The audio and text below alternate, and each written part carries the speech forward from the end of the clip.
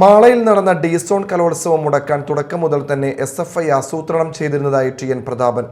Calicut university union, KSU, MSF, UDSF സംഘടനകൾ പിടിച്ചെടുത്തതിലുള്ള നഷ്ടബോധം മൂലമാണ് മാള ഹോളിഗ്രേസിൽ നടന്ന ഡി-സോൺ കലോത്സവത്തിനിടെ സംഘർഷാവസ്ഥ സൃഷ്ടിക്കാൻ എസ്.എഫ്.ഐ പ്രവർത്തകർ ശ്രമിച്ചതെന്നും ടി.എൻ. പ്രതാപൻ മീഡിയ ടൈമിനോട് പറഞ്ഞു. കോഴിക്കോട് യൂണിവേഴ്സിറ്റി ഡി-സോൺ കലോത്സവം മാളയിൽ വെച്ച് നടത്താൻ തീരുമാനിച്ച ആ ദിവസം മുതൽ ആ കലോത്സവം പൊളിക്കുന്നതിന് വേണ്ടി എസ്.എഫ്.ഐ ബോധപൂർവമായ ഗൂഢാലോചന നടത്തിയിരിക്കുകയായിരുന്നു. കലോത്സവം നടത്തേണ്ടതിൻ്റെ കൺവീനർ എന്ന് പറയുന്നത് കാലിക്കറ്റ് യൂണിവേഴ്സിറ്റി സ്റ്റുഡൻസ് യൂണിയൻ്റെ ജില്ലാ എക്സിക്യൂട്ടീവ് മെമ്പറാണ്. അതാണ് അതിൻ്റെ മാനുവൽ, അതിൻ്റെ കീഴ്വഴക്കം, അതിൻ്റെ നടപടിക്രമങ്ങൾ.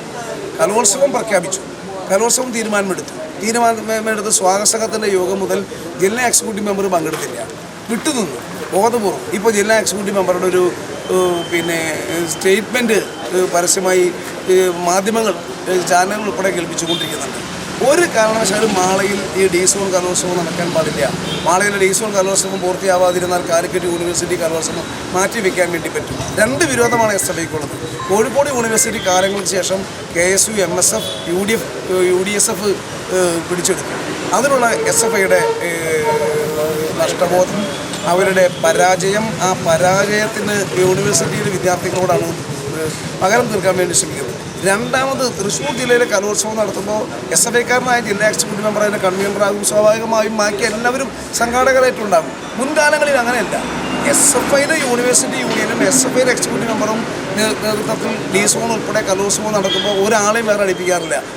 ഈ ഞങ്ങളുടെ കുട്ടികൾ, KSU, MSFൻ്റെ കുട്ടികൾ ഈ കലോത്സവം നടത്തുമ്പോൾ അവർ എല്ലാവരും രാഷ്ട്രീയം നോക്കാതെ, എസ്.എഫ്.ഐ എന്നോ KSU എന്നോ MSF എന്നോ ASF എന്നോ നോക്കാതെ എല്ലാ വിദ്യാർത്ഥികളുടെയും സർവോത്സവമാക്കിയിട്ടാണ് യൂണിവേഴ്സിറ്റി ഡി-സോൺ കലോത്സവം മാളയിൽ നടത്താൻ വേണ്ടി എല്ലാ തയ്യാറെടുപ്പും നടത്തിയത്. ആദ്യം മുതൽ ഇത് തകർക്കാൻ ശ്രമിച്ചു, പൊളിക്കാൻ ശ്രമിച്ചു, വിട്ടുനിന്നപ്പോഴും നന്നായി നടക്കുന്ന സാഹചര്യമുണ്ടായി. എസ്.എഫ്.ഐ കാണിച്ചത് ക്രൂരതയാണ്. ഒരിക്കലും പൊരുത്തപ്പെടാൻ പറ്റാത്ത ഒന്നാണ്. ഒരിക്കലും മാപ്പ് കൊടുക്കാൻ പറ്റാത്ത അനീതിയാണ് എസ്.എഫ്.ഐ കാണിച്ചത്. ബോധപൂർവമായാണ് ചെയ്തത്. എന്നിട്ടോ അക്രമം, സ്റ്റേജിൽ കയ്യേറി, സ്റ്റേജിൽ കുത്തിയിരിപ്പ് നടത്തി, മനഃപൂർവ്വം മത്സരം തടസ്സപ്പെടുത്തി, സംഘാടകരെ കയ്യേറ്റം ചെയ്തു. എന്നിട്ടും അവിടെ ഉണ്ടായിരുന്ന KSUവിൻ്റെയും MSFൻ്റെയും സംഘാടകരായ ആളുകൾ ക്ഷമിച്ചു. ഈ വലത് കവിളത്തടിച്ചാൽ ഇടത് കവിള് കാണിച്ചു കൊടുക്കാനായിരുന്നു KSUക്കാരുടെയും MSFൻ്റെയും തീരുമാനം. എന്നിട്ടും മെക്കട്ട് കയറി ഈ അവസാനം കൂട്ടത്തല്ലിൽ ഉണ്ടാകുന്ന സാഹചര്യമുണ്ട്. ആ കൂട്ടത്തല്ലിൽ KSUക്കാർക്ക് പരിക്ക് പറ്റി, കണ്ണിന് പരിക്ക് പറ്റിയ KSU പ്രവർത്തകരുണ്ട്, കാലിൻ്റെ എല്ലൊടിഞ്ഞ KSU പ്രവർത്തകരുണ്ട്. ആ കൈന്നിന് പരിക്ക് പറ്റിയതിന് കാലിന് എല്ലൊടിഞ്ഞവരിന് നേതൃത്വം കൊടുത്തവരുടെ പേരിൽ നോൺ ബെയിലബിൾ കേസെടുക്കുകയാണ് വേണ്ടത്.